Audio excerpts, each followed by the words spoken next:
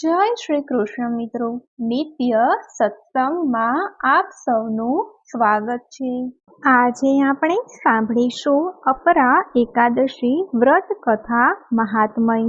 જો આ વિડીયો તમને પસંદ પડે તો લાઈક અને શેર કરી ચેનલને સબસ્ક્રાઇબ જરૂરથી કરજો। અપરા એકાદશીને અચલા એકાદશીના નામથી પણ ઓળખવામાં આવે છે, જે પૌરાણિક માન્યતાઓ મુજબ વૈશાખ માસના કૃષ્ણ પક્ષની એકાદશીને અપરા એકાદશી કહેવાય છે। આ દિવસે વ્રત કરવાથી અપાર ધન દોલતની પ્રાપ્તિ થાય છે। આ વ્રતનું મહત્વ એટલું છે કે આ દિવસે વ્રત રાખનારા દુનિયાભરમાં પ્રસિદ્ધિ મેળવે છે, બધા પ્રકારના પાપો અને કષ્ટોથી મુક્ત થઈ જાય છે। વૈશાખ માસના કૃષ્ણ પક્ષની 11નું વ્રત રાખવાથી મનુષ્યને અપાર ધનની પ્રાપ્તિ થાય છે અને બધા પ્રકારના પાપોનો નાશ પણ થઈ જાય છે।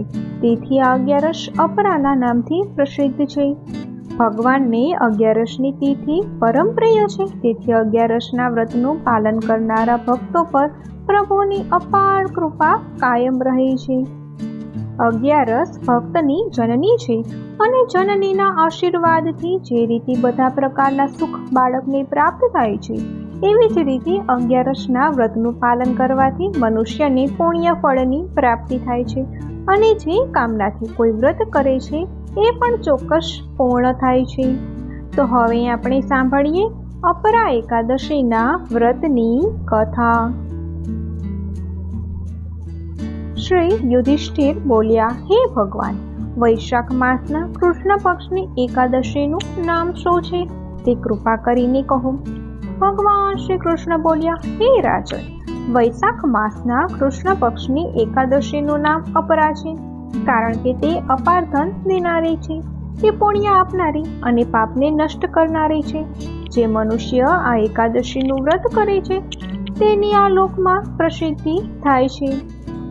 અપરા એકાદશીના વ્રતના પ્રભાવથી બ્રહ્મ હત્યા, ભૂત યોનિ, બીજાની નિંદા આદિના પાપ નષ્ટ થાય છે। આ વ્રતથી પર સ્ત્રીની સાથે ભોગ કરનારા પાપ નષ્ટ થાય છે। ખોટી સાક્ષી, અસત્ય ભાષણ, ખોટું વેદનું વાંચન, ખોટું શાસ્ત્ર બનાવવું, ખોટા જ્યોતિષ, ખોટા વેદ આદિ બધાના પાપ અપરા એકાદશીના વ્રતથી નષ્ટ થાય છે। જો ક્ષત્રિય યુદ્ધ ક્ષેત્રથી ભાગી જાય તો એ નરકમાં જાય છે, પરંતુ અપરા એકાદશીના વ્રતથી તેમને સ્વર્ગની પ્રાપ્તિ થાય છે। જે શિષ્ય ગુરુ પાસેથી વિદ્યા ગ્રહણ કર્યા પછી તેમની નિંદા કરે છે તે અવશ્ય નરકમાં જાય છે, પણ જો તે અપરા એકાદશીનું વ્રત કરે તો સ્વર્ગ પ્રાપ્ત થાય છે। જે ફળ 3 પુષ્કરોમાં સ્નાન કરવાથી અથવા કાર્તક માસમાં ગંગા સ્નાન કરવાથી અથવા પિંડદાન કરવાથી મળે છે, તે ફળ અપરા એકાદશીનું વ્રત કરવાથી મળે છે। હાથી ઘોડાના દાનથી તથા યજ્ઞમાં સુવર્ણ દાનથી જે ફળ મળે છે તે પણ અપરા એકાદશીના વ્રતના ફળની બરાબર છે। અપરા એકાદશીનું વ્રત પાપરૂપી અંધકારના નાશ માટે સૂર્ય સમાન છે, તેથી મનુષ્યએ અપરા એકાદશીનું વ્રત અવશ્ય કરવું જોઈએ। આ બધા વ્રતોમાં શ્રેષ્ઠ છે।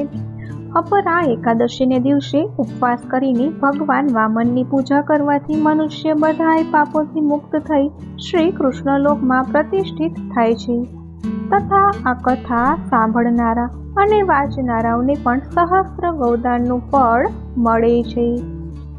એક દંતકથા અનુસાર પ્રાચીન સમયમાં મહિધ્વજ નામનો રાજા હતો। તેનો નાનો ભાઈ વ્રજધ્વજ ખૂબ જ ક્રૂર અને અધર્મી હતો। તે તેના મોટા ભાઈને નફરત કરતો હતો। એક દિવસ તેણે રાત્રે તેના મોટા ભાઈની હત્યા કરી નાખી અને તેનો મૃતદેહ જંગલમાં પીપળાના ઝાડ નીચે દાટી દીધો। અકાળ મૃત્યુને કારણે રાજાએ એક જ પીપળા પર ભૂત આત્માના રૂપમાં રહેવા લાગ્યો અને ઘણા ઉત્પાદ કરવા લાગ્યો। એક દિવસ કૌમ્ય નામના ઋષિ ત્યાંથી પસાર થઈ રહ્યા હતા। પછી તેણે તે પ્રેતને જોયું અને તેના તપોબળથી તેનું ભૂતકાળ જાણવાનો પ્રયત્ન કર્યો। પોતાની તપસ્યાથી ઋષિને તેમના કલ્પિત ઉત્પાદનું કારણ જાણવા મળ્યું હતું। તે જાણ્યા પછી ઋષિ પ્રસન્ન થયા અને તે આત્માને પીપળાના ઝાડ પરથી નીચે ઉતારીને પરલોકમાં જવાની વિદ્યા આપી હતી। ત્યાર પછી ઋષિએ પોતે રાજાને પ્રેત યોનિમાંથી મુક્ત કરવા માટે અપરા એકાદશીનું વ્રત રાખ્યું અને વેદનામાંથી મુક્ત થવા માટે ભૂતને પોતાનું પુણ્ય અર્પણ કર્યું. વ્રતની અસરથી રાજાને ભૂત યોનિમાંથી મુક્તિ મળી અને ઋષિનો આભાર માનીને સુંદર શરીર ધારણ કરીને પુષ્પક વિમાન પર બેસીને સ્વર્ગમાં ગયા. ત્યારથી અપરા એકાદશીનું વ્રત વિશ્વમાં પ્રસિદ્ધ થયું છે. આ વ્રત રાખીને મોક્ષ અને તમામ પાપોમાંથી મુક્તિ મળે છે. વ્રતની શરૂઆત વહેલી સવારે સ્નાન કરીને ભગવાન વિષ્ણુની પૂજા અર્ચના કરીને કરવી જોઈએ. આ ઉપરાંત ફળની પ્રાપ્તિ માટે ભગવાન વિષ્ણુના નામનો જાપ અવશ્ય કરવો જોઈએ. તો મિત્રો, આ હતું અપરા એકાદશીના વ્રતનું મહાત્મ્ય તથા તેની વ્રત કથા. જો આ માહિતી તમને પસંદ પડી હોય તો વિડીયોને લાઈક અને શેર કરી ચેનલને સબસ્ક્રાઈબ જરૂરથી કરજો. જય શ્રી કૃષ્ણ.